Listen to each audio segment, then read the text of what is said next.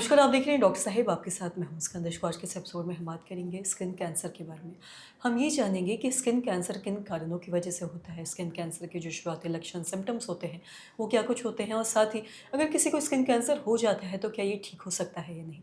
इसी बारे में तमाम चीज़ों पर बात करने के लिए आज हमारे साथ बिहार की जानी मानी डर्मेटोलॉजिस्ट में से एक मौजूद है डॉक्टर सुबेश सिंह। सर नमस्कार, बहुत बहुत स्वागत है। नमस्ते जी।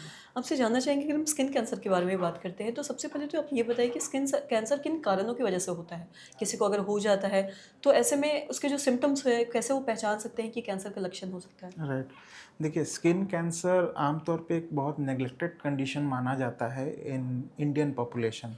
यही चीज़ अगर विदेशों में देखा जाए तो वहाँ पे एक अलग तरीके से, क्योंकि वहाँ पे जागरूकता इतना है कि कोई भी स्किन का लीजन्स देखते ही वो लोग समझ जाते हैं कि ये कैंसर का तो खतरा नहीं है। आमतौर पे स्किन कैंसर हम लोग दो तीन तीन किस्म के ज़्यादातर देखते हैं। एक है स्क्वामस सेल कार्सिनोमा, दूसरा होता है बेसल सेल कार्सिनोमा और तीसरा है मेलानोमा। और बहुत सारे प्री मैलिग्नेंट कंडीशंस भी होते हैं, जैसे कि एक्टिनिक केराटोसिस होता है और पीकेएमबी कंडीशन जैसे होता है। जेनिटल केसेस में भी बहुत सारे ये लीजन्स पाए जाते हैं, राइट। तो मोस्ट कॉमन जो हम लोग इंडियन सिनेरियो में देखने को मिलता है वो बीसीसी बेसल सेल कार्सिनोमा और स्क्वामस सेल कार्सिनोमा, ये दो कंडीशन कॉमनली देखा जाता है। इनके मुख्य कारण आमतौर पे, जैसे कि अगर ओरल कैविटी की तरफ अगर बात किया जाए तो आमतौर पे टबाको या सिगरेट पीने से होता है।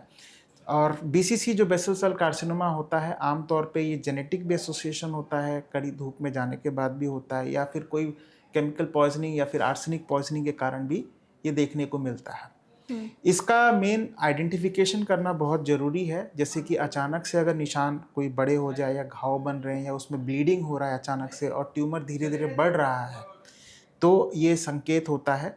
हम लोग आम तौर पे इसको तिल कभी मान के छोड़ देते हैं, लेकिन वो अगर धीरे धीरे बड़ा होता है, घाव बनता है, ब्लीडिंग होने लगता है, तो ये एक समस्या आपको समझ जाना चाहिए, ठीक नहीं हो रहा है। 2 से 3 महीने 4 महीने तक ऐसे ही निशान रह रहे हैं, तो ये एक संकेत होता है कि आप उसको एक बार दिखवा दीजिए। मेलानोमा इंडियन सिनेरियो में बहुत कम होता है। हम लोग ने नाखूनों में भी देखा हुआ है, कभी कभार काला नाखून होने के बाद वो धीरे धीरे बढ़ता है, तो जिसके कारण हम लोग ये डाउटफुल सिचुएशन होता है, तो हम लोग फिर कई मशीनों के कारण बायोप्सी के माध्यम से भी हम लोग उसको डायग्नोस करते हैं। और इसमें मेन ट्रीटमेंट जो होता है, हम लोग बीसीसी को आमतौर पे ये बिनाइन होता है। बिनाइन मतलब ये इन्वेजिव नहीं होता है, ये सिर्फ स्किन का प्रीडोमिनेंट कैंसर होता है, रेयरली ये मेटास्टेसिस होता है। तो इसका मेन ट्रीटमेंट जो होता है, हम लोग मोर माइक्रोग्राफिक सर्जरी करते हैं, जो मैं करता हूँ यहाँ पे। सेकेंड थिंग ये है कि इसको हम लोग कुछ ट्रीटमेंट के माध्यम से भी, दवाओं के माध्यम से भी कम करते हैं, बट उनके कुछ वो जजमेंट देखने के बाद होता है कि वो क्या वो दवा उसके लिए सूटेबल है कि नहीं है। और एससीसी अगर इनिशियल स्टेज में हो तो उसको सर्जरी के माध्यम से ठीक किया जाता है, नहीं तो फिर उसको सर्जिकल ऑन्कोलॉजी विभाग में भी रेफर किया जाता है। जी, और साथ ही अगर हम स्किन कैंसर के बारे में बात करते हैं तो क्या स्किन कैंसर बाकी जैसे कैंसर होते हैं क्या उतना ही देखा जाता है स्किन कैंसर लोगों में, या फिर ये बाकी के कंपैरेटिवली थोड़ा कम होता है लोगों में। राइट। यूजुअली एल्डरली पीपल में हम लोग बहुत बार देखे हुए हैं ये स्क्वामस सेल कार्सिनोमा, ये धीरे धीरे मोस्ट ऑफ द टाइम चेहरे पे काफ़ी कॉमन देखने को मिलता है।